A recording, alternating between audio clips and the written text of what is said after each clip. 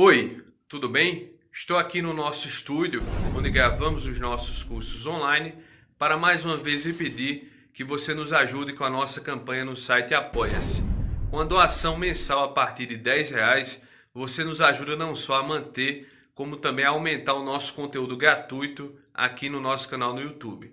Então, se você gosta do trabalho que realizamos, pedimos que você não apenas curta, comente e compartilhe os nossos vídeos e se inscreva no nosso canal, mas que também nos ajude financeiramente, porque esses recursos vão ser decisivos para a manutenção desse projeto.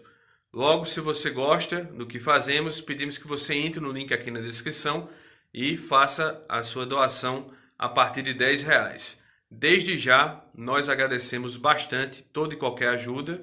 Muito obrigado e bom vídeo.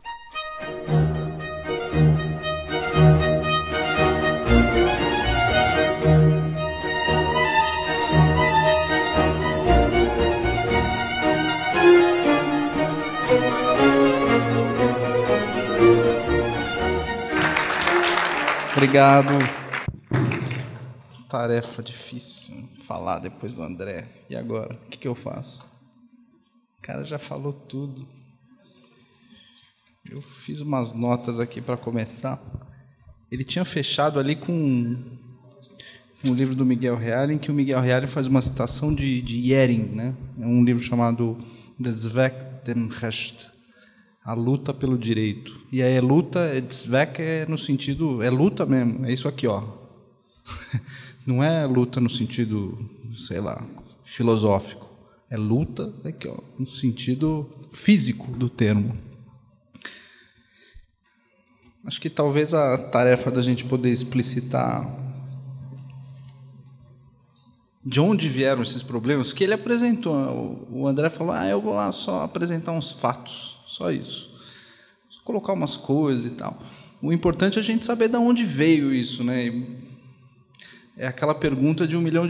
Como é que a gente foi parar, né? Como é que eu fui parar nisso aqui? É que nem aquele quebra-pau, aquele quebra-pau de 2 travestis no meio da rua, que você vai tentar separar, e aí, de repente, você se vê apanhando dos 2 travestis, né? E você fala, como é que eu vim parar aqui? A gente está nessa situação. Tentar colocar, assim, separar uma briga entre o Supremo e o Legislativo e um pedaço do PSL, que inclusive um deputado até ele era diretamente envolvido com mais perto. Ele era diretamente envolvido, né, com briga de travesti mesmo, enfim.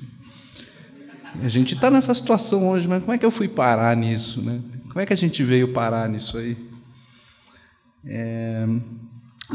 Eu tomei umas notas aqui da palestra do André, não sabia dos fatos que ele ia colocar.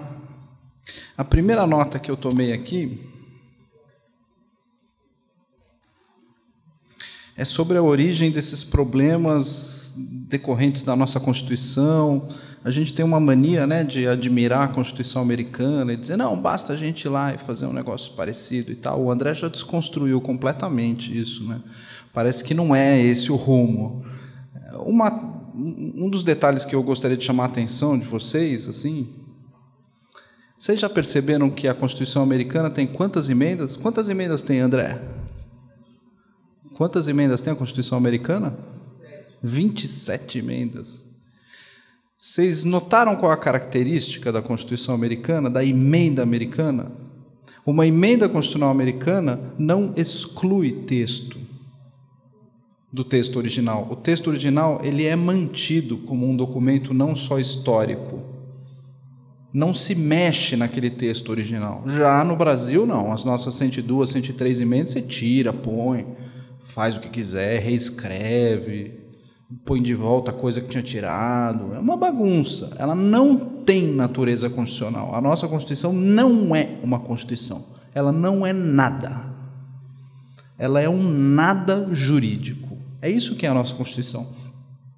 Eu acho que foi isso que o André dedou para vocês, né? Contou assim, de uma maneira meio indiscreta e tal. Que a nossa Constituição não é nada. Porque aquilo que é tudo e muda a todo tempo Não é nada.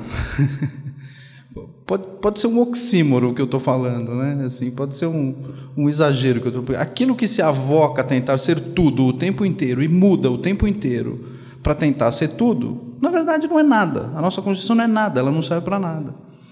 Ela é um documento que serve, de certa forma, para transferir determinados mecanismos para que essas pessoas possam se manter no poder. Só isso. Então, somente isso. É isso que é a Constituição. Né? Vocês já repararam que assim, a origem dos movimentos constitucionais ela não é uma coisa muito antiga, né? Quanto tempo de civilização a gente tem? Sei lá, 5.000, 6.000 anos? Não sei, vamos contar o início da civilização a partir do primeiro êxodo judaico? Vamos convencionar que a história começa por ali? Quantas constituições a gente teve ao longo do tempo? A gente vai notar, por exemplo, tem um livro aqui, eu até trouxe o livro aqui, ó. Onde está? É um livro do Aristóteles, chama Constituição de Atenas. Ah, professor, peguei você. Então quer dizer que já em Atenas já tinha Constituição. Atenas era um sistema constitucional. Na Grécia Antiga a gente tinha um sistema constitucional. Sabe como é que é o nome dessa obra em grego? Athenaion Politeia. Athenaion quer dizer dos atenienses, genitivo de Atenas. Athenaion, dos atenienses. Politeia. Polis, politeia. O que é politeia? É Constituição? Cidadania dos atenienses. Não tem nada a ver com Constituição. Vocês percebem como é que o pessoal engana vocês? Eles dão aquele nome que vocês querem ouvir para um negócio que na origem não tem esse nome. Se forem olhar no detalhe esse livrinho aqui, ele tem 0 de característica constitucional, aspas, moderna. Constituição é uma invenção da Revolução Francesa / Revolução Americana. Tá? É uma discussão recente. A gente está falando de 200 anos para cá. De 5.000, 6.000 anos de história, só 200, nem 10% da história é baseada nesse sistema, nessa estrutura dita constitucional. A gente está se enganando como se isso fosse algo absolutamente dado o tempo inteiro na história. Ah, mas aí vai dizer aí, o pessoal vai falar assim, não, e o corpus juris civilis? Alguém já teve curiosidade de ler o corpus juris civilis? Eu fiz um monte de trabalho acadêmico, essas coisas que eu tive que usar essa porcaria. E não é uma porcaria, é uma boa obra. Para os meus colegas que são advogados e são processualistas, o corpus juris civilis é como se fosse o Teotônio Negrão, mas só as notas. Você tira os artigos e bota só as notas. É um monte de decisão. Decisão uma atrás da outra. E aí ele extrai uma regrinha. Ele fala, decisão de Gaio não sei o que, pretor Paulo, pretor Adriano. Quando o cara entrou, fez isso, né, tropeçou na porta do templo, esse tropeço significa tal. Aí tem uma frase latina lá. Então, quer dizer, é uma coletânea de experiências que vai ao longo do tempo, e aí no século V, essa coletânea de experiências pelo Código de Teodósio começa a gerar, digamos assim, uma consolidação dessas experiências, até chegar no século VI com Justiniano e virar uma consolidação mais precisa de um conjunto de experiências, comuns a determinados períodos e a determinadas pessoas. É disso que a gente está falando. Isso não tem nenhuma natureza constitucional. Zero, nenhuma. Isso é inventado pela Revolução Francesa, que, diga-se de passagem, pesquisem, anotem esse nome. Vocês sabem como é que começa a Revolução Francesa? Já pensou se fosse uma prova de vestibular? Eu queria fazer prova oral de vestibular e perguntar. Como é que começou a Revolução Francesa? Começou com um jornalista, obviamente, chamado Camille Desmoulins, em que ele solta uma baita de uma mentira. Ele solta literalmente uma fake news dizendo que na Bastilha presos estavam sendo torturados. Era mentira. Absoluta mentira. Podem pesquisar sobre Camille Desmoulins e o trabalho dele como jornalista. Vocês vão ver que a Revolução Francesa começa de uma mentira. Ele conta uma mentira na praça, com base nessa mentira, o pessoal vai se insuflando para tentar tomar a Bastilha. Mas eles vão tomar a Bastilha por quê? Quantos presos tinha na Bastilha em 1789? 7. 7 presos. Dentre os presos, um deles era o Marquês de Sade. Dizem que o Marquês de Sade chegava na janelinha do castelo da Bastilha e saía gritando assim: estão me torturando, estão me batendo. Enfim, quem já leu o Marquês de Sade sabe o tipo de ideia que ele tinha na cabeça. Ele sofria de diversos problemas mentais. O Marquês de Sade ele sofria de diversos problemas mentais. E ele era um cara psicótico, tarado por tortura. E ele chegava na janelinha e falava: estão me torturando e tal. Eu não estou inventando isso aqui, isso é história. É só pegar qualquer biografia do Marquês de Sade, eles vão contar isso para vocês. É que é difícil, né, da gente ligar os pontos e falar: cara, peraí, na verdade a Revolução Francesa foi isso aqui? Isso aqui foi a Revolução Francesa? Em que, na verdade, a gente tinha uma meia dúzia de revolucionários, entre aspas, dispostos a tomar a Bastilha, porque a Bastilha, na verdade, tinha lá uma masmorra com 7 presos. Mas o que tinha de tão importante dentro da Bastilha? A Bastilha era o maior paiol da França. Armas eles até que tinham, mas não adianta ter armas se não tem munição. Então a tomada da Bastilha, na verdade, depois tacar fogo naquele lugar, era para arregimentar munição. Essa é a ideia. A ideia original da Revolução Francesa é o disparo de um movimento revolucionário em torno da busca específica de um determinado objeto para uma determinada finalidade, que era derrubar um sistema. A partir desse ponto de vista que a gente pode entender de fato o nosso problema constitucional, porque o problema constitucional brasileiro está diretamente ligado à Revolução Francesa. Diretamente. O Brasil é produto da Revolução Francesa. Produto direto. E eu não vou dizer produto histórico, é um produto jurídico da Revolução Francesa. Uma outra coisa que eu anotei aqui, que o André falou, ele falou bastante da questão da burocracia. Ele pontuou muito bem, o brasileiro de fato detesta a burocracia. Detesta. Eu recentemente estava na Fenalol em São Paulo e o pessoal falando lá que nós precisamos, né? Economista e liberal é essa coisa, né? Eles parecem que têm pulga na cueca.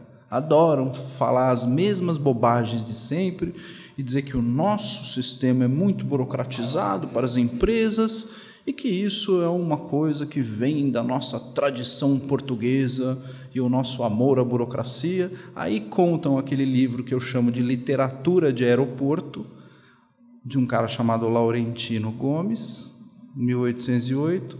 É um livro de diversão, é como se fosse um gibi, mas de valor histórico nenhum, nada. De nenhum valor histórico. Ele não analisa nenhum documento original da época, não faz nenhuma análise jurídica, nenhuma análise técnica, nada, mas é um livro divertido, a gente dá risada, ele conta umas histórias, tudo mentira. Tudo que está lá é mentira. Conta um monte de historinha lá sobre 1808 e tal, pá. E lá ele fala, o Laurentino Gomes, o brasileiro herdou a burocracia, porque a primeira coisa que o Dom João faz é instituir selos, instituir cartórios, carimbos, etc., como se fosse uma coisa inata, como se fosse uma coisa do nosso DNA gostar de burocracia. E não é verdade, o André já falou, não é verdade. Se fosse verdade que a gente gostava de burocracia, a gente não ia para Disney. Ou a gente falaria, Disney é horrível, que lugar horroroso, não tem nenhuma burocracia, eu enfrento fila aqui e tal, posso furar fila. Né? A gente não tiraria férias sempre. Quando sobra aquele dinheirinho e etc., a gente tira férias, gosta de ir para os Estados Unidos. Não, se a gente gostasse de burocracia, a gente ia para Cuba. Tirar férias para, né, aquele cheiro de burocracia, gostar das coisas, papel e etc. Mas não é isso. E há também um grande problema conceitual. Prestem bem atenção nisso. A gente tem um problema conceitual com as coisas. A gente se apega ao nome. Então, basta eu chamar esse livro de Constituição de Atenas para eu achar que, enfim, que Atenas tinha Constituição. A gente se apega ao nome das coisas. Esse é um problema grave da forma que o brasileiro faz a leitura das coisas. O André começou dizendo sobre analfabetismo funcional. Analfabetismo funcional é isso, é não compreender o conteúdo das coisas. E às vezes as pessoas dão deliberadamente nomes equivocados para que você pense numa coisa, sendo que aquilo não é aquilo, né? Então, voltando aqui, o que é burocracia de fato? Vou dar um outro exemplo. O americano é um povo burocrático? Não, não é. A maioria vai dizer que não, que lá é o lugar em que a gente pode fazer todo tipo de iniciativa, tem liberdade de iniciativa, não é um país burocrático, etc. Tenta fazer uma abertura de capital nos Estados Unidos para você ver. Vai lá na Securities and Exchange Commission, que é a CVM deles, e tenta fazer o tal do IPO, abrir uma empresa lá. A quantidade de documento que você tem que apresentar para o regulador americano é por baixo 15 vezes maior que a quantidade de documentos que eu tenho que apresentar para a CVM. Não tem comparação.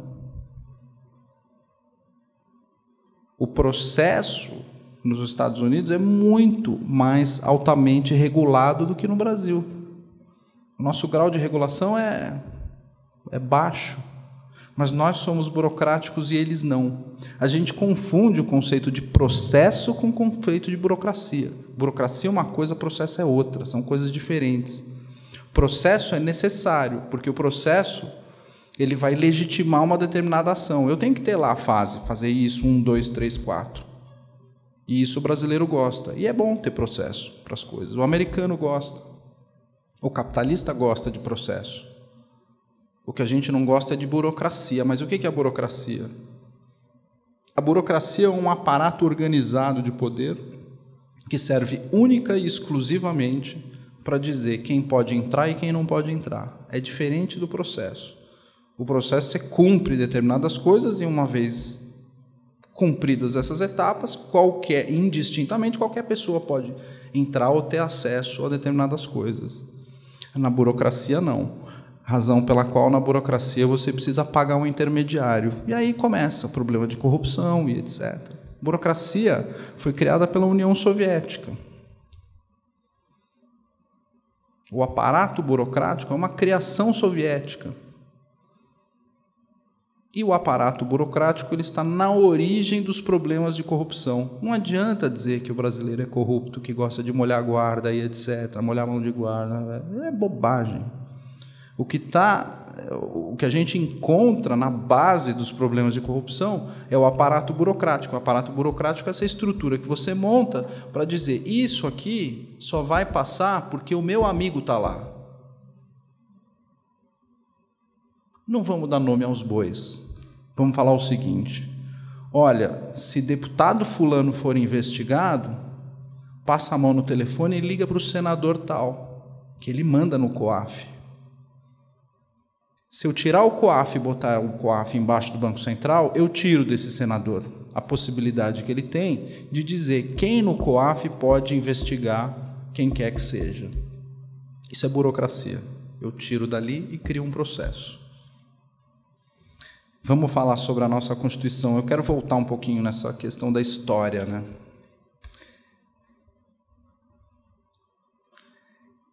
Bom, se a gente tem ali alguns influxos históricos, né, em que eu já pude aí, provocar vocês, falei do Corpus Juris Civilis, né, que é uma obra do século VI do imperador Justiniano, já no Baixo Império Romano, no início da época bizantina, quando os romanos já conseguem fazer uma fusão com o pensamento católico e dá início a uma determinada forma de ver o mundo, que é a chamada Baixa Idade Média. Então, a partir daquele momento começa o Império Bizantino, e você tem um tipo de direito romano muito específico.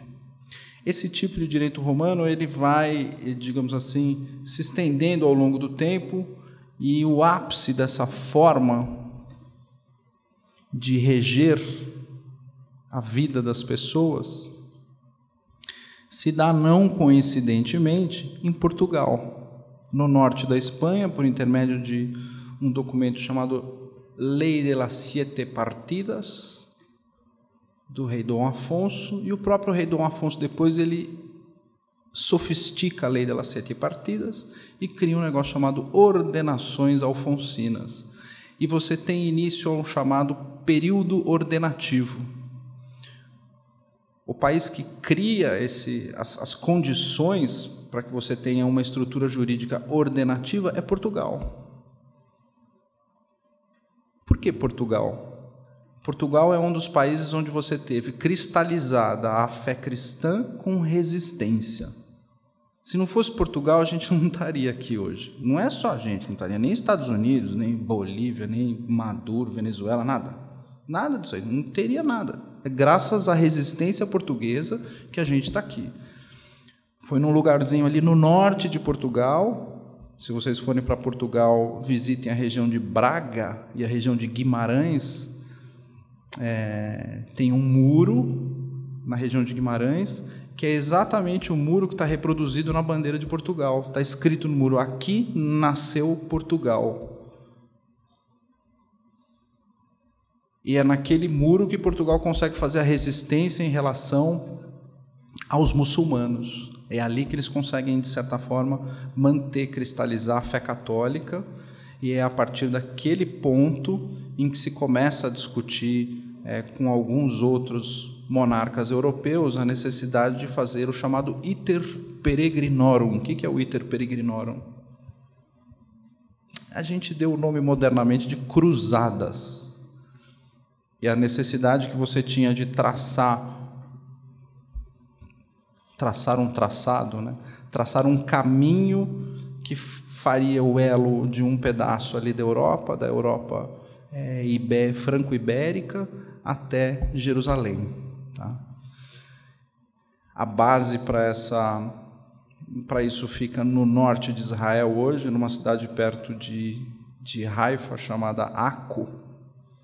É um local bastante interessante, onde você consegue achar os resquícios, né, desse período em que você teve o chamado iter peregrinorum. A partir disso, os portugueses começam a tirar o infiel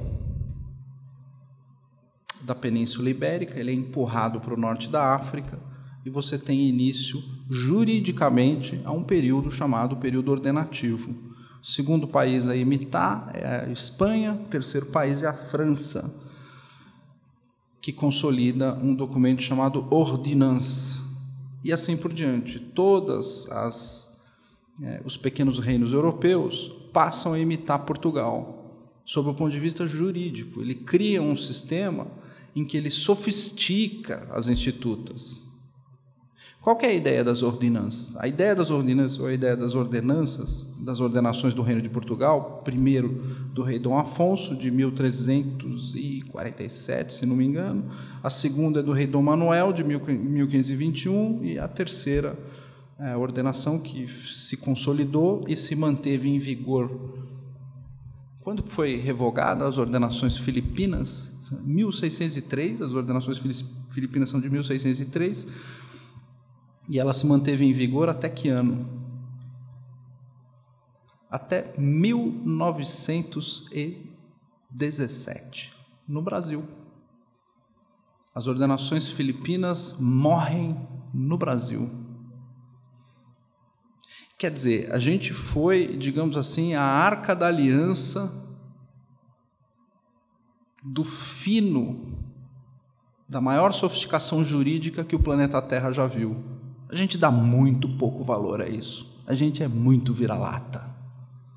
Se a gente tivesse a mínima noção do quão importante esse país foi para o mundo, talvez a gente não seria esse carneiro que o André falou. A gente teria um pouquinho mais de vergonha na cara para poder preservar as nossas instituições. Mas não fiquem preocupados. A gente age dessa forma por uma razão. E tem um período em que esse tipo de coisa começa a se tornar comum no Brasil. Por que o português resolveu se lançar além mar? Todos os caminhos de cruzada já estavam traçados. As grandes navegações nada mais são do que uma cruzada marítima. É a mesma coisa, essa é a razão pela qual eles carregam a cruz de Malta no navio. Eu estava tendo uma discussão com meu filho e ele estava estudando grandes navegações. Aí o pessoal lá na escola falando: pai, esse negócio foi, cara, vou causar problema pro meu filho aí, vai arrumar confusão na escola. Eu queria conversar com você disso. Falei: melhor não, hein? Você não está na idade de tomar Red Pill ainda. Melhor não. Não, mas eu quero saber. Eu falei: então tá bom. Então senta aqui que nós vamos conversar. O que te contaram na escola? Que as grandes navegações, elas eram movimentos na Europa para buscar especiarias. Puxa, que bacana. Então quer dizer que os portugueses se lançaram ao mar, eles já sabiam para onde eles iam ir? Não, na verdade, eles foram para tentar descobrir terras em que tinha especiarias. Então, peraí. Ele nem sabia o que tinha, se tinha terra, qual que era a cor da terra, se tinha índio, se não tinha, mas ele sabia que lá tinha especiaria, é isso. Ele não sabia da existência da terra, mas se eventualmente eu achar alguma coisa, vai ter noz moscada lá, vai ter pimenta, vai ter baunilha, sei lá o que vai ter. Aí ele olhou para mim e falou: não faz sentido, né, pai? Não faz, filho, não faz sentido. Estão mentindo para mim? Não culpe sua professora, porque mentiram para ela. Alguém mentiu para ela. A gente costuma pensar grandes navegações sob o ponto de vista econômico. O que é analisar a história sob o ponto de vista econômico, que não um grande desserviço marxista para o nosso raciocínio, como se tudo na vida fosse por iniciativa econômica. Se fosse por iniciativa econômica, esse evento seria pago, não gratuito. A gente olhar para as pessoas e achar que as pessoas elas só se movem por razões econômicas é de uma mediocridade intelectual profunda.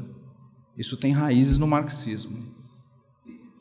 Os liberais ficam bravos quando a gente fala isso, porque eles vão dizer que não é, mas não é sim. Analisar a história sob o ponto de vista meramente econômico, como recorte econômico, isso é coisa de marxista. Aí ele falou: mas então por que os portugueses saíram, pai? Qual que foi a ideia? Não sei, me explica. Tem algum documento que prova isso? Eu falei: tem, lógico que tem. Mas em que ele fala por que ele saiu? Qual que é a razão pela qual ele saiu de Portugal para buscar outras terras? Eu falei: tem, olha lá os Lusíadas. Um documento contemporâneo da época, e ele te dá a razão. Na primeira estrofe dos Lusíadas, ele vai te dizer que ele faz isso pela fé cristã. Está escrito lá. É o maior documento que você pode ter. Pode ler a Carta de Caminha. Está escrito com todas as letras na Carta de Caminha. O motivo pelo qual os portugueses saem de Portugal para outras terras é para divulgar, dispersar no mundo os valores e a fé cristã. Não tem nada a ver com busca de especiaria, nem com pau-brasil, nem com índio, nada disso. Não é essa a razão, a causa pela qual os portugueses se lançam ao mar. Chegando ao Brasil, eles começam, de certa forma, a colonizar o Brasil. O que é que eles trazem para colonizar o Brasil? Padres. Esses são os primeiros colonizadores do Brasil, assim como os espanhóis. Trazem padres jesuítas para dar início a missões, a difundir a fé católica. Não só isso, colocar fora da Europa um sistema jurídico desenvolvido em Portugal, esse sistema ordinativo. Essa é a razão pela qual a colonização brasileira ela é feita pelo sistema de sesmarias. É transferido para cá um sistema jurídico, que é o sistema que posteriormente vai ser chamado de sistema do antigo regime. Por uma razão, esse é o antigo regime, esse é o sistema do antigo regime. Qual é a ideia do sistema do antigo regime? Você tem liberdade local. O Brasil nunca, jamais foi uma colônia de Portugal. Sob o ponto de vista histórico, quando você vai ler documentos da época, o Brasil não era tratado como uma colônia de Portugal. O Brasil era um conjunto gigantesco de colônias. Cada faixa de terra era uma colônia, autônoma, independente, com regras próprias.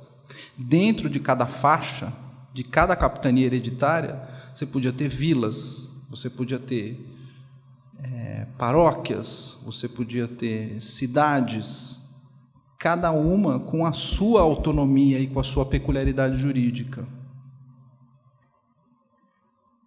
O Brasil era um conjunto gigantesco de colônias. O Brasil não era uma colônia. Mas o que é que unificava o país como um todo? As ordenações. Se a gente for olhar o sistema jurídico brasileiro da época de colônia, é uma das coisas mais fabulosas sob o ponto de vista jurídico que foi montado na história da humanidade. Foi o sistema de colonização brasileiro. A gente passou 322 anos sem um catiripapo, sem um tiro, sem uma guerra civil, sem uma confusão. Querem mais? A liberdade era tanta que os colonos conseguiram expandir o seu espaço jurídico para além da linha traçada no Tratado de Tordesilhas. Chegou em meados do século XVIII, a jurisdição portuguesa, ou a jurisdição das ordenações portuguesas, era mais ampla do que a linha traçada no Tratado de Tordesilhas. Portanto, em 1750, é celebrado um negócio chamado Tratado de Madrid. O que é o Tratado de Madrid? O Tratado de Madrid dá o traçado das fronteiras brasileiras, que são as mesmas até hoje. Portanto, esse mapa do Brasil que a gente tem é o mapa mais antigo do mundo até hoje. Não há país com traçado de fronteira atual. Abram o mapa mundi atual. Busquem qualquer nação do mundo e vejam de que data vem o traçado que vocês veem nos mapas hoje. O país mais antigo é o Brasil.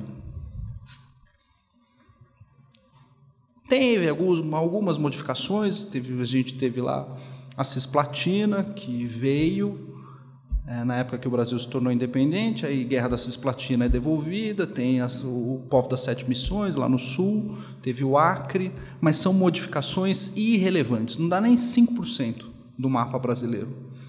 Essas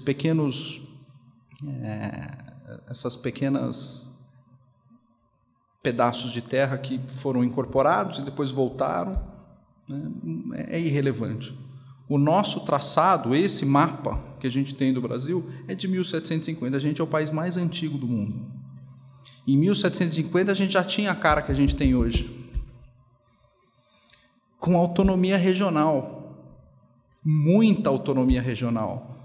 Cada região tinha o seu chamado Tribunal das Relações. Eu não vou entrar em muito detalhe aqui de como é que funciona, porque senão a gente teria que ficar muito tempo aqui explicando esse tipo de coisa. Mas o Brasil, na época, tinha de 2 a 3, aspas, STFs. E como é que funcionava a jurisdição na época? Você tinha um juiz, que era o juiz local, chamado juiz... Era o juiz local, e você tinha um juiz que era o chamado juiz ordinário. O juiz local, ele julgava por equidade. Então, portanto, um juiz local que era eleito pela população daqui de Campina Grande, ele julgava todos os casos com base na tradição local, independentemente de como se julgava no sul do país, no norte, no centro-oeste. A tradição local sempre foi respeitada. Sempre, sempre. Sempre foi respeitada. Porque esse é o sistema ordenativo. Você dá valor às tradições locais. A única coisa que unifica, e para isso servia o tal do juiz ordinário. O que era o juiz ordinário? Era um cara que ia lá para Coimbra estudar direito português, filosofia, teologia, e estudar o trivium, o quadrivium, essas coisas que vocês estudam aqui no Instituto Borborema, que é o que fazia com que determinadas decisões não pudessem, de certa forma, cruzar certos limites. Olha, esse limite você não pode cruzar, porque senão a gente perde a unidade. Não dá para perder essa unidade. Isso tem muito valor, porque a gente está carregando uma tradição jurídica e teológica. Não dá para perder essa unidade, não dá para deixar isso escapar. Pois bem, a gente já está em 1750, bem próximo daquilo que se tornou a Revolução Francesa. O que é a Revolução Francesa? A Revolução Francesa é exatamente a destruição disso.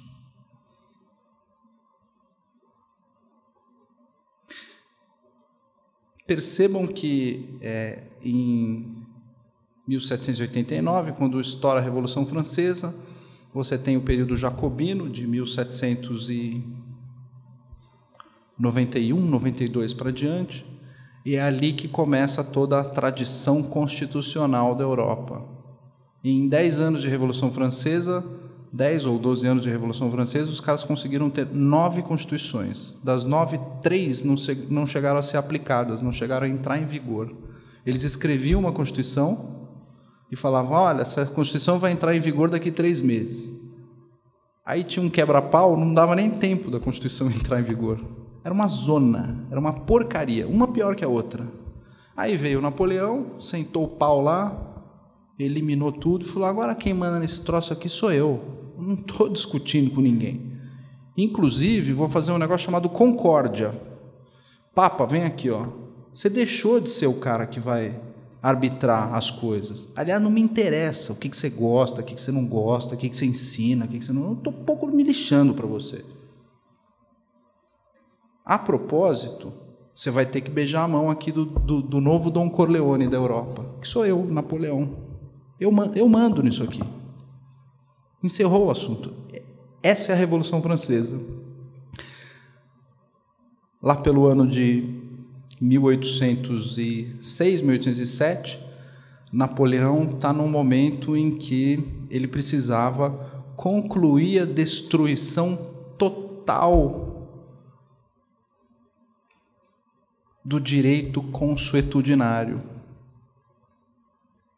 Onde é que faltava para ele completar o trabalho dele? Portugal e Inglaterra, que não tem Constituição até hoje. Até hoje não tem Constituição. E Napoleão falou, eu preciso entrar lá, preciso pegar esses caras. Se não pegar, não dá certo. Se deixar um vivo aí, esses caras não vão deixar o meu sistema ir para frente.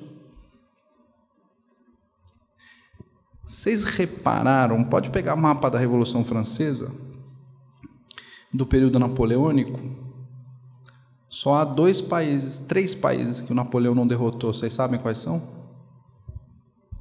Rússia, Inglaterra e Portugal. Napoleão perde a guerra em Portugal. Ele perdeu a guerra em Portugal. Sabe esse imperador gordinho que a gente gosta de tirar sarro? Diz que ele é fujão, que ele é burro, que ele é bobo, que ele é isso, que ele é aquilo. Uma das frases mais famosas de Napoleão, qualquer biografia de Napoleão vocês acham essa frase. Ele está no leito de morte e aí um dos seus fiéis escudeiros está ali tentando biografar, né? Tudo que o Napoleão pensava da vida e etc. Ele vai falando, Duque de Wellington, Almirante Nelson, Rei Juan Carlos, o Carlos de Espanha. Ele vai falando, isso. Ele vai fazendo comentários, né? Aí o cara pergunta para o Napoleão, e o Dom João VI? Diz que o Napoleão põe a mão assim e fala, desgraçado, esse foi o único que me enganou. Dom João VI foi um dos maiores estrategistas militares da história da humanidade, o único que enganou Napoleão. Vocês sabem qual é a ideia? Se vocês forem ver literatura tradicional, não vão dizer isso para vocês, né? Vão dizer que ele fugiu de Portugal e etc. Mas foi a fuga mais demorada da história. Ele ficou 1 ano negociando com os ingleses. Ele, inclusive, fez um tratado. Ele assinou um tratado 2 meses antes da vinda da família real para o Brasil. Quer dizer, uma fuga que era pública. Todo mundo sabia que ele ia fugir, né? Ele negociou com os 2 lados e etc. Não fez a entrega dele, não cedeu e trouxe para o Brasil o quê? Ordenações filipinas.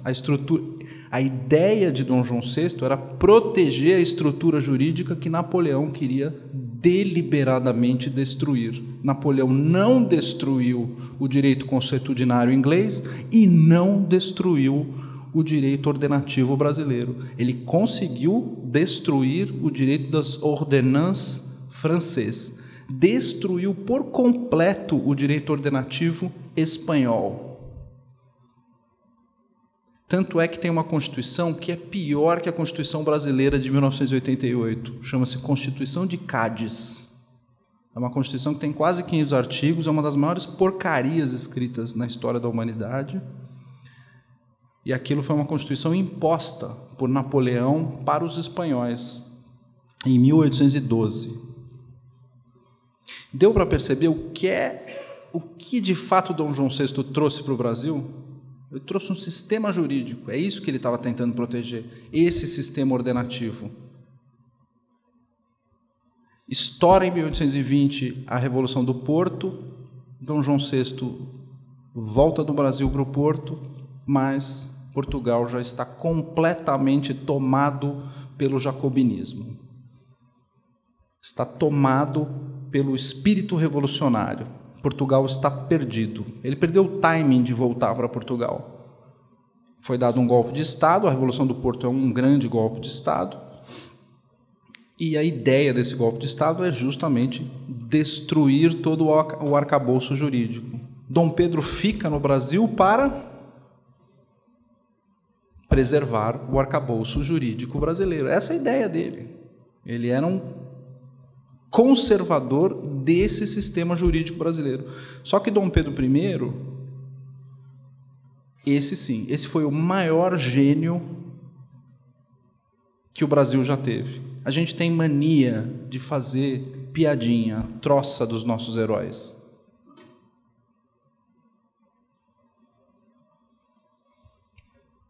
Dom Pedro I teve que tomar uma decisão duríssima no dia 7 de setembro de 1822, aos 24 anos. O que a gente estava fazendo quando a gente tinha 24 anos? Eu estava bebendo, estava me divertindo. O cara simplesmente recebeu ordens das cortes de Portugal e falou: não, eu não vou aceitar isso. Além de várias outras coisas que ele fez, inclusive no dia 7 de setembro ele declara a independência do Brasil, dia 9 ele entrega o hino da independência. Letra e música. Dom Pedro tem mais de 10 sinfonias escritas. perdidas. A gente não dá valor a esse tipo de... Imagina se os Estados Unidos tivessem tido um Dom Pedro. Eles tiveram um George Washington, né? Tiveram um Thomas Jefferson, que era um cara genial, mas não compunha, não entendia nada de música. O Dom Pedro era um gênio da música, um gênio da poesia. Qualquer biografia do Dom Pedro vai contar isso para vocês. Quando a família real está saindo de Portugal para o Brasil, em 1808, Dom Pedro tinha de 10 para 11 anos. Ele lê a Ilíada em latim, com 10 anos de idade, inteirinha durante a viagem de Portugal para o Brasil. Ele chega com 18, 19 anos, ele citava de cor a Ilíada não, desculpa, a Eneida. Ele citava de cor a Eneida em várias ocasiões. O QI do Dom Pedro era muito alto. Qual que era o papel dele? Preservar esse manancial jurídico. Mas ele era um cara tão vivo, tão hábil, tão esperto, que ele falou: nós não vamos conseguir sair dessa situação ilesos, sem ceder para o constitucionalismo. A gente vai ter que ceder para o constitucionalismo, não tem jeito. A gente vai ter que tentar conciliar esse sistema ordenativo. Isso aqui nunca vai ser uma Inglaterra. Do ponto de vista jurídico, nós perdemos o timing, não dá mais. A gente vai ter que ter uma Constituição, não tem jeito. A gente tem o período constitucional, que é muito duro, é um período com muita mentira, com muito problema. Ele dissolve a Constituinte e outorga a Constituição de 1824, que é onde começa a nossa história, em que a gente concilia, a gente faz um constitucionalismo à brasileira, mas preservando a autonomia das regiões brasileiras.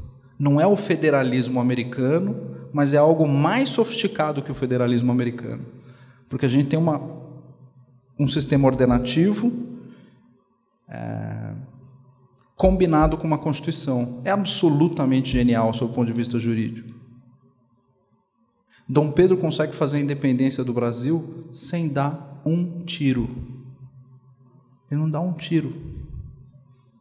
Ele consegue manter o Brasil unido até a abdicação dele em 1834 sem dar um tiro. Não tem uma revolução. Ele foi um dos maiores diplomatas que o Brasil teve. Inclusive a independência, depois pesquisem, porque por que a independência não foi declarada no Rio de Janeiro, onde ficava a corte, foi em São Paulo? O que ele estava fazendo lá em São Paulo? Por que não foi no Rio? São só provocações que eu estou fazendo para você. Não, eu fico aqui até amanhã de manhã contando isso. Onde eu quero chegar com tudo isso? Todo o nosso período de império, essa estrutura jurídica que dá autonomia regional, ela é mantida de uma maneira muito brilhante durante o Império de Dom Pedro II, que vai outorgar um código criminal e um código de processo penal. E esse código de processo penal ele tem adaptações nas regiões, mas a única lei que é de fato nacional é o Código Penal, que revoga o livro 5º das ordenações filipinas, que é onde tinha o direito penal. Ele adapta e faz um direito penal, digamos assim, mais moderno. É o único código que ele adota. Não tem código civil. Continuam as ordenações. Toda a organização do Estado brasileiro, tudo ordenações.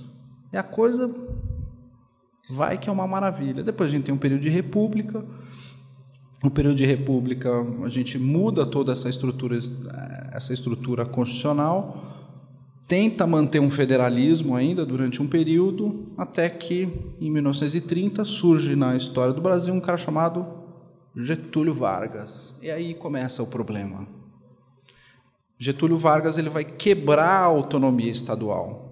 Getúlio Vargas ele tira, antigamente a gente tinha, por exemplo, leis societárias locais, cada estado tinha a sua, cada estado tinha a sua junta, cada estado poderia organizar o seu próprio direito empresarial.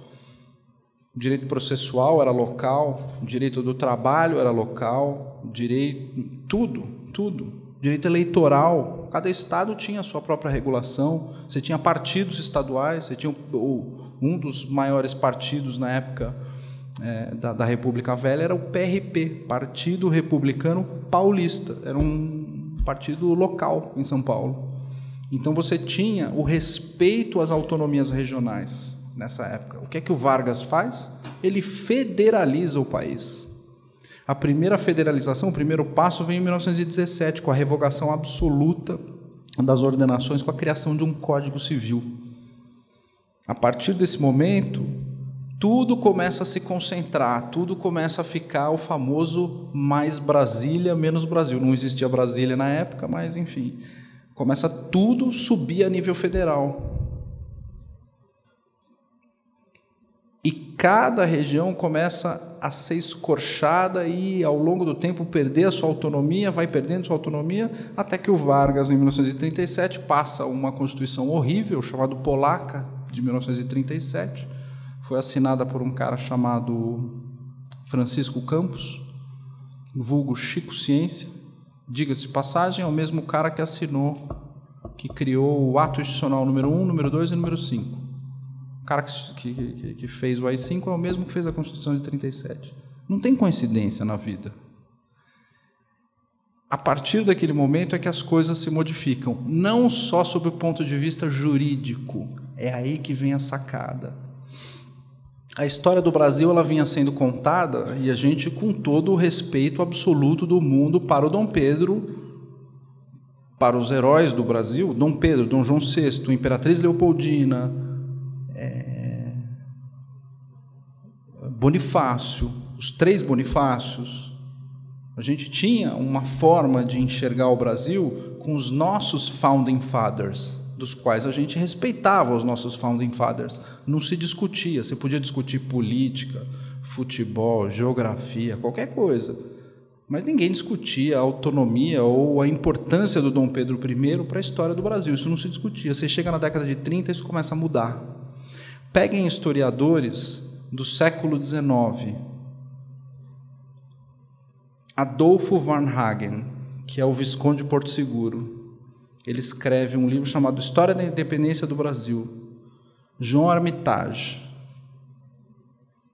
Ali são contados fatos da história do Brasil, e o Dom Pedro é apresentado como uma pessoa de extrema importância e de extrema capacidade para a construção do país. Em 1930, começam a surgir, no finzinho da década de 20, começo da década de 30, já surge um cara chamado João Pandiá Calógeras. O Calógeras ele muda completamente o conceito de historiografia do Brasil, porque a historiografia passa a ser algo subjetivo. Ele passa a analisar a história do Brasil a partir dos seus principais personagens. Ele tenta colocar o Dom Pedro I como um cara impulsivo, como um cara mulherengo. Não é que o Dom Pedro I é mulherengo. O Dom Pedro I tinha 19 anos. Ele não estava fazendo nada que não fosse adequado para a idade dele, de 19 anos. 24 anos. Quando ele declarou a independência do Brasil, o que se espera de um rapaz de 24 anos? Nenhuma das atitudes que são alocadas ao Dom Pedro I são diferentes das atitudes que tem um rapaz hoje de 17, 18, 20, 24 anos. Ele tem atitudes condizentes com a idade dele. Só que eles puxam aquilo para que a gente imagine um Dom Pedro de 40 anos chifrando a mulher. Dom Pedro morreu com 37. Morreu super jovem. Dom Pedro era um cara extremamente popular. Ele era um exímio cavaleiro. Não sei se vocês sabem, mas o recorde a cavalo de São Paulo para o Rio de Janeiro é de Dom Pedro, até hoje. Do dia 9 de setembro de 1822, quando ele sai a cavalo em disparada de São Paulo para o Rio de Janeiro e faz a sua famosa entrada triunfal no Rio de Janeiro, quando ele é aclamado imperador perpétuo do Brasil, pelo povo e tal. Ele era muito próximo do povo, ele gostava de andar na rua, falar com as pessoas. Como ele era cavaleiro, ele vivia na cocheira. Ele andava com o pessoal que cuidava de cavalo. Ele tinha o vocabulário próximo dessas pessoas. Ele era um cara que sabia lidar com todos os estratos sociais. Era um cara divertido, era um cara animado e etc., embora tenha sofrido muito na sua vida. Só que alguns autores, como o Pandya Kalogera, eles extraem algumas características pontuais, tiram do contexto e falam: ele era impulsivo, ele era isso. Começa uma destruição dos heróis brasileiros a partir da década de 30. O segundo cara que faz isso é um cara chamado Otávio Tarquínio de Souza, em que ele escreve um livro chamado História do Brasil pelas suas principais figuras ou pelos seus principais personagens, etc. Ele tem um livro sobre Dom João VI, sobre Dom Pedro I.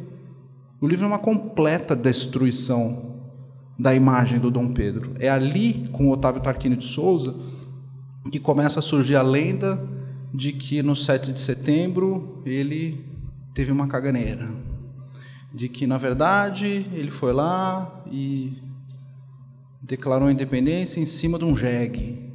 Está ali no Otávio Tarquínio de Souza. Aí você fala: mas qual que é o documento histórico que ele faz isso? De onde ele tira? Se você for olhar no Varnhagen, é o oposto. Né? O Varnhagen ele tem mais de 50 testemunhos de pessoas que participaram. O Varnhagen ele era contemporâneo de Dom Pedro, ele escreveu o livro dele em 1854, ele viveu aquele período e ele pôde ouvir pessoas que participaram do 7 de setembro diretamente. Os caras estiveram no 7 de setembro diretamente. Então você fala de 54 testemunhos, só um disse que ele tinha caganeira. Os outros 54 você joga tudo fora. Vale aquele... Mas qual a finalidade disso? A partir da década de 30, começa todo um processo de substituição dos heróis brasileiros. Então, o Dom Pedro começa a ser retirado desse espectro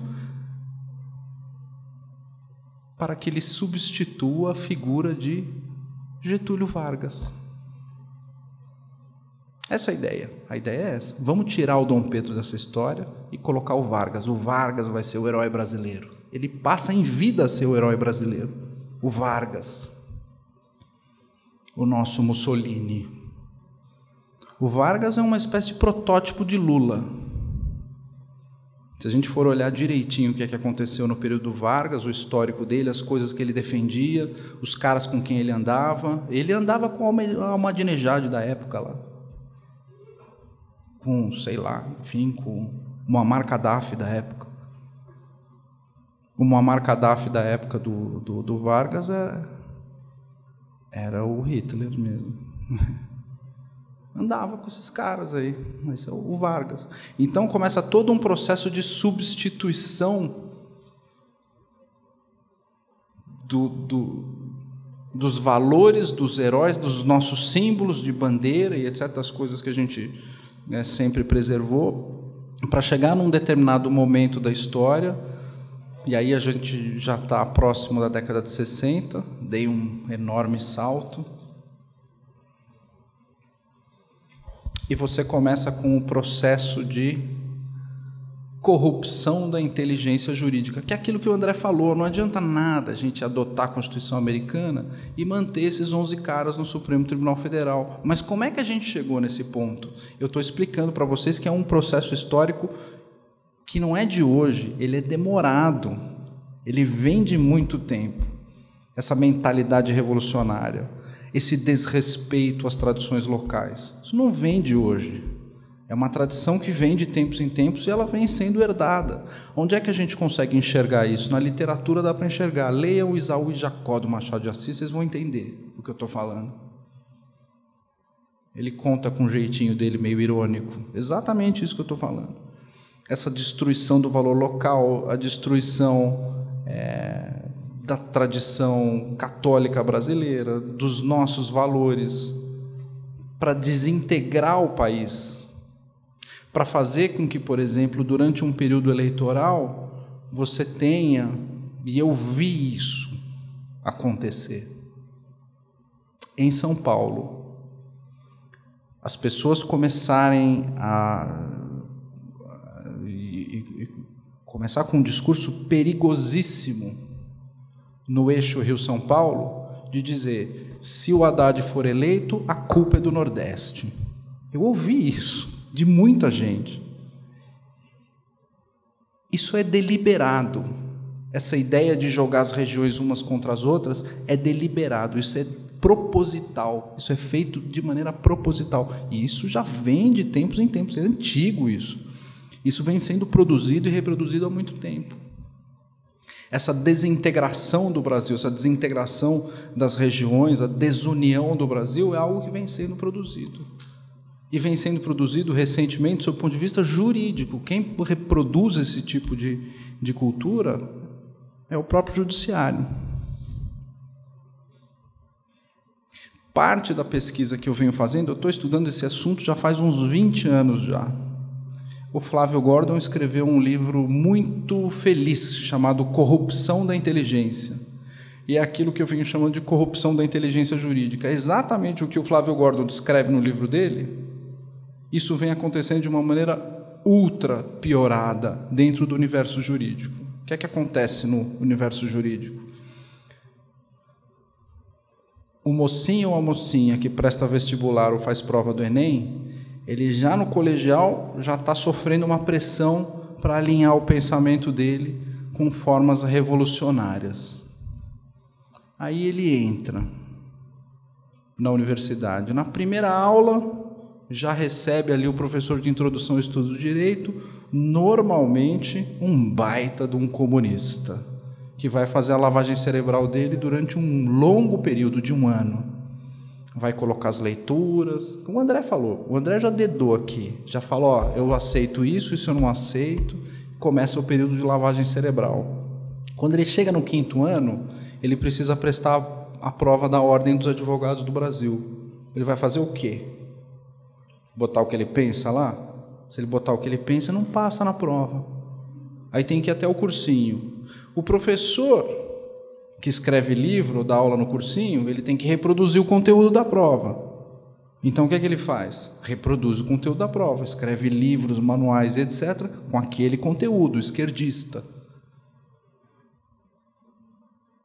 Ai, maravilha. Aí ele passa na ordem. Ele fala, não, agora eu quero ser juiz. Vai lá prestar concurso para juiz. Mesma coisa. Vai prestar concurso no universo federal, sabe o que acontece? Ele vai ter que prestar uma prova de um centro de estudos aí chamado CESP. Quem já prestou concurso na esfera federal teve que se deparar com as provas do CESP. O que é o CESP? CESP é uma porcaria que fica lá em Brasília, ligada à UNB, Universidade de Brasília. A partir de 2004, o Lula assina um convênio que dá um monopólio para o CESP ter todas as provas da esfera federal bajo de si. O que é o CESP? É um instituto ligado ao UNB. Mas de quem é esse instituto?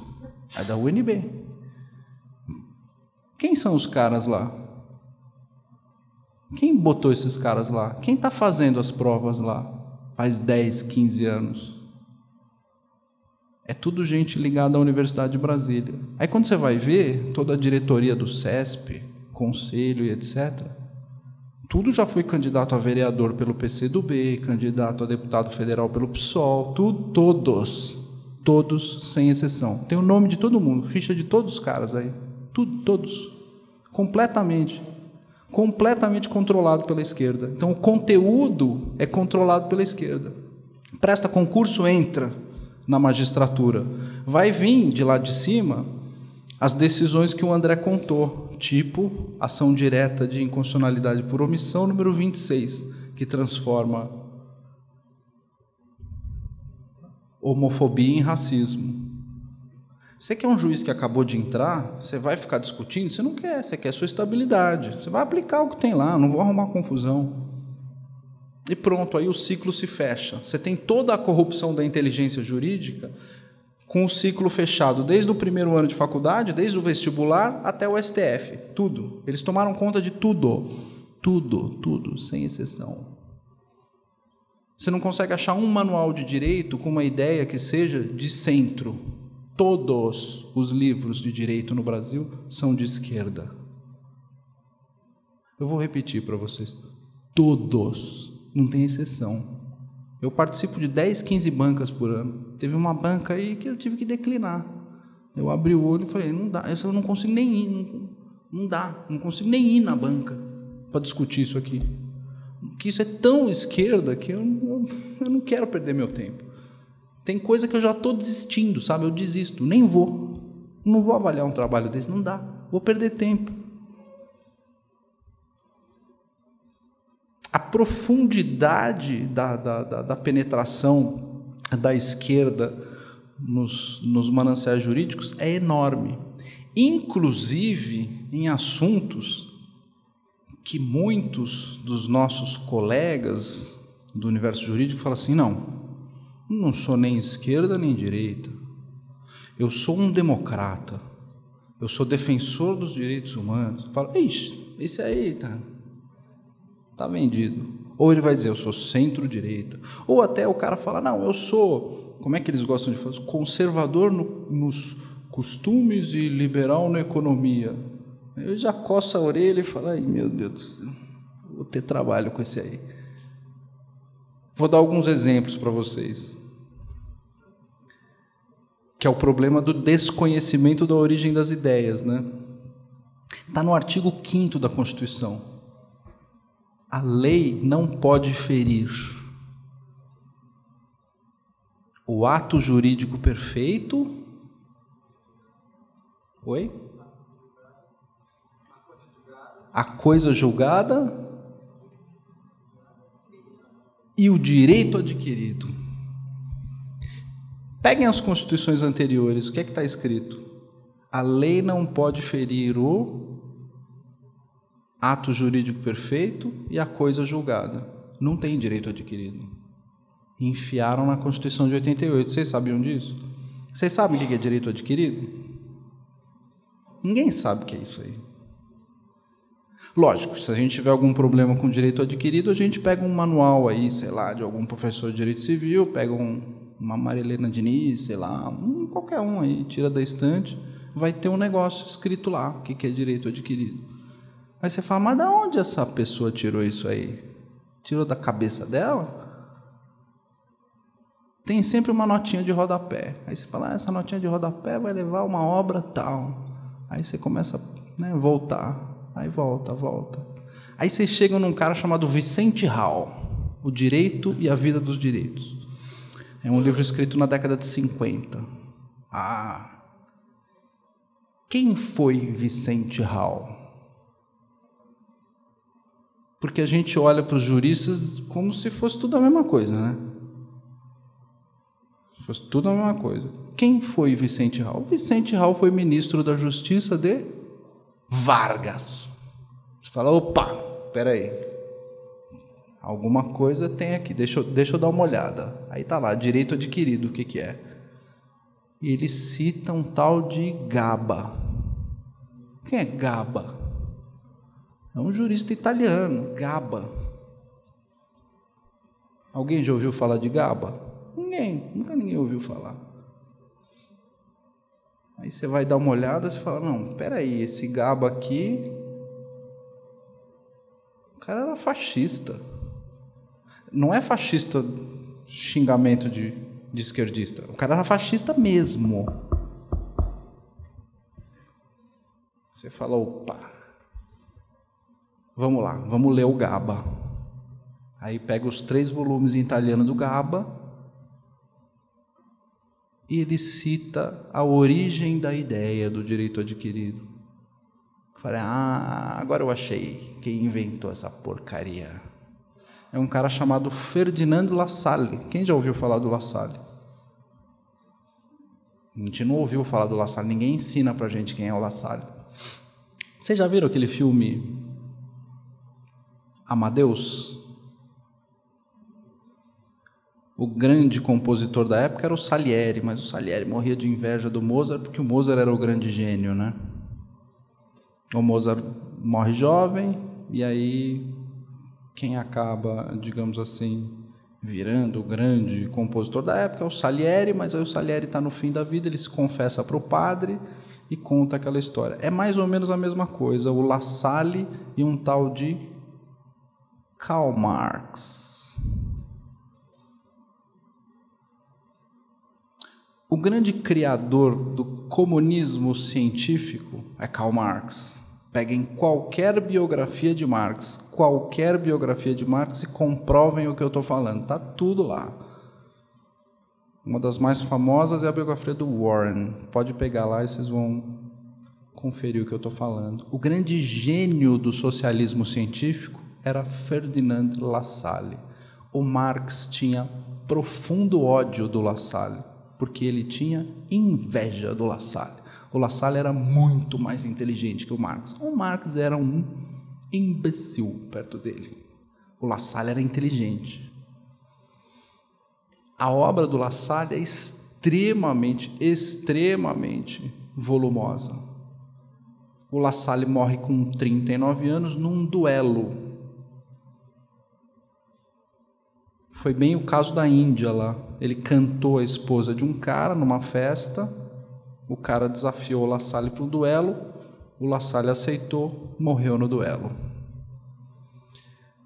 E aí, quando o Lassalle morre, é aí que o Karl Marx começa a desabrochar como cientista. Ele ocupa um espaço que foi deixado pelo Lassalle. O Lassalle, ele escreveu um livro chamado Das System der Erwerbten Recht, o sistema dos direitos adquiridos. O Lassalle cria toda uma estrutura jurídica, ele era advogado, para dizer como o comunismo deveria lidar com a transição de privilégios de casta para a burocracia. São 3 volumes. É o sistema dos direitos adquiridos. Portanto, você tinha aquelas castas dos nobres alemães, e ele falava, quando a gente instituir o sistema socialista, nós vamos acabar com os privilégios desta casta de nobres e vamos transferir os privilégios dessa casta para os administradores do Estado, para os burocratas. Eles vão herdar, eles vão adquirir os direitos naturais dessa casta que será destruída. Nós vamos destruir essa casta, vamos pegar um manancial de direitos, porque eu não posso pegar esses direitos e jogar para cima. Não vou jogar para cima, eu vou pegar e transferir para alguém. Vocês entenderam o que é direito adquirido? Está lá na origem. Por que, sei lá, um ministro da Suprema Corte pode dizer que tem direito adquirido e nós, cidadãos comuns, não podemos? Porque é daí que vem a origem da ideia. Ela está onde? Está no artigo 5º da Constituição. Vocês entenderam o que é corrupção da inteligência jurídica? É o cara tirar daquele contexto, reescrever, contar aquela história e não te contar de onde vem a ideia. Eu dei um exemplo para vocês que é o de direito adquirido. A quantidade de exemplos que eu tenho a respeito de institutos jurídicos que são profundas fraudes intelectuais é quase infinita. A nossa Constituição é 100% formada de fraudes intelectuais. Essas coisas de dignidade humana, é 100% fraude intelectual, é 100% história de carochinha, é narrativa criada tecnicamente a partir dos anos 30, 40, para construir algo que é pseudológico, tem aquela aparência de lógico e etc., para que a gente ache normal as coisas que o André contou para a gente. Essas barbaridades de traficante poder ter arma porque está trabalhando e eu, como não trabalho com essas coisas, não posso ter arma. É daí que vem esse tipo de raciocínio. E a gente fala, mas como é que o cara chegou nisso? É daí. Toda a estrutura vem sendo criada, não é de ontem, não é de hoje. Essas coisas aconteceram na Constituinte de 88, não foi assim, de repente. E não adianta dizer que o regime militar exerceu uma certa resistência a esse tipo de coisa, que é o que o professor Olavo nos fala. Se tivesse exercido resistência, os editoriais de jornal, a casta dos jornalistas, não teria sido povoada por militantes comunistas justamente na década de 60, nos anos 60 e 70. Todos os conservadores foram mandados para casa. Meira Pena, Gustavo Corsão, Nelson Rodrigues, todos nesse período dos anos 60 foram Otto Maria Carpo, perseguidos e mandados para casa. Wilson Martins, que eram jornalistas na época. Vamos falar das universidades? Na universidade de onde eu venho, Universidade de São Paulo, Departamento de Direito Comercial, do qual eu me formei, fiz parte.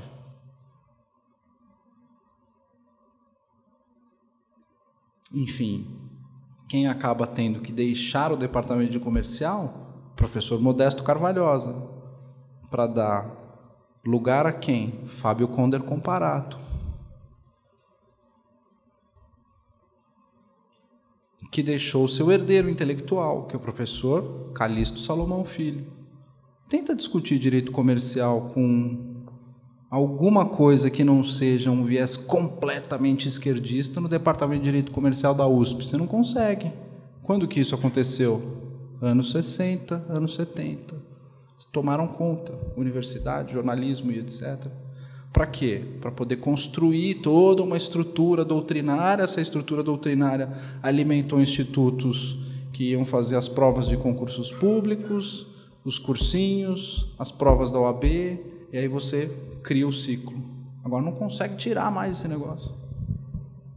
Não adianta você tirar o professor se o conteúdo da prova é a mesma coisa, se o material de estudo é a mesma coisa. A quantidade de coisa que a gente tem que reconstruir é gigantesca. Não vou dizer que é gigantesca, é tudo. Tem que reconstruir tudo.